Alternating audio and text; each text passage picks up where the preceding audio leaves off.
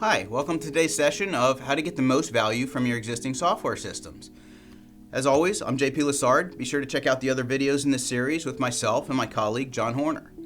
Today I'm going to talk about how you can improve your current software, specifically through security and compliance. Now, I would say security and compliance is more about protecting your investment and not losing value. So this is about risk mitigation. And what I would say is you're protecting your company, you're protecting your systems and your people. So that's important. It's what you should think about.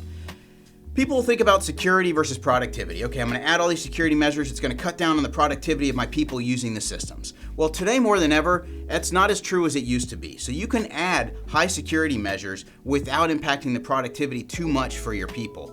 And I'll tell you this, measure the cost, measure the potential cost. So the potential cost of an information breach these days can be very significant.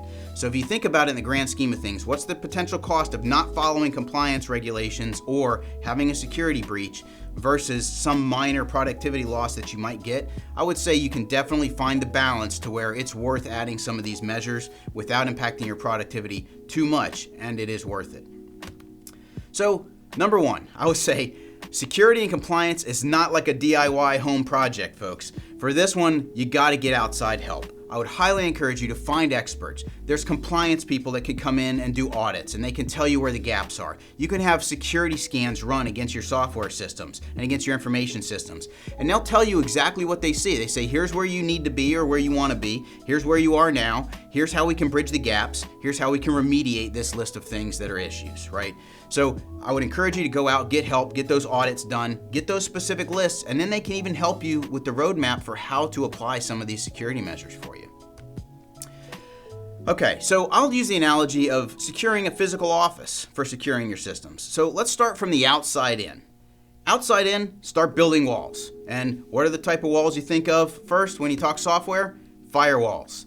So a firewall could really be anything from a piece of hardware to software to a web application firewall that you've got running somewhere in the cloud or on your hosting environment.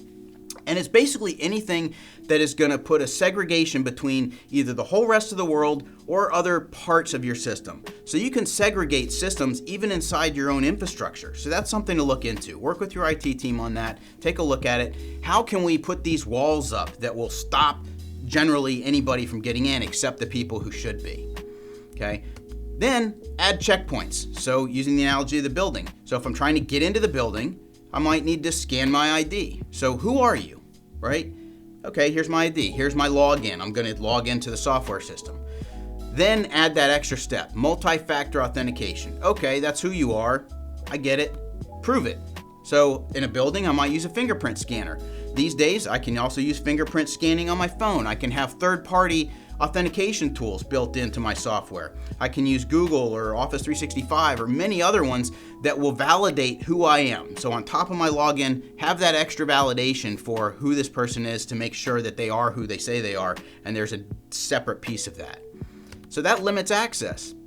Speaking of limiting access, to get into a building, you have to physically be there. You got to drive there and be there. So why would you have your software systems open to the entire world? Limit access. So it's very easy to limit access by internet address, by IP address. And if you're all in the same office, then you can do that. You could say, I just don't want anybody accessing our software unless they're in our office on our internet connection. And then if people happen to be working remotely, you can have a VPN. And that way people have to connect first to the VPN, and then they're part of your office network, then they can connect to your software system. So I would highly encourage you to limit the access to your software systems so that only the people that are part of that group can access them, to the ones that you can. And then apply permissions. One thing that people don't take advantage of a lot inside software systems is you might look at it and everybody's an administrator. Everybody can do everything inside the software.